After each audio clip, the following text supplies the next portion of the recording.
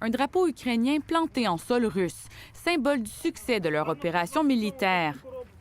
Si l'armée russe résiste, elle n'a pas encore réussi à repousser les soldats ukrainiens qui avaient pénétré jusqu'à 12 km en territoire russe en date de lundi matin.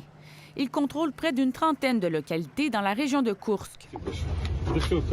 L'avancée est telle qu'elle a poussé le gouverneur régional à ordonner l'évacuation de milliers d'autres civils dans la région voisine de Belgorod. Il ne reste presque plus personne ici. On va finir de les évacuer sous peu, affirment ces hommes.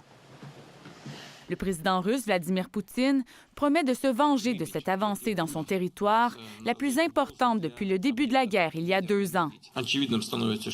L'Ukraine refuse nos offres d'accord de paix car elle tente d'améliorer sa position en vue de négociations dans l'avenir, accuse Vladimir Poutine, qui promet de répliquer avec force.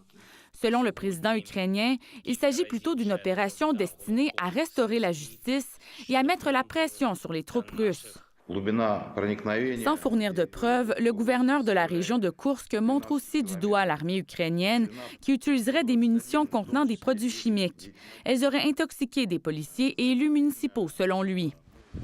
La Russie et l'Ukraine s'accusent aussi mutuellement d'être responsables de l'incendie qui a éclaté dimanche dans la centrale nucléaire de Zaporijjia, en Ukraine occupée.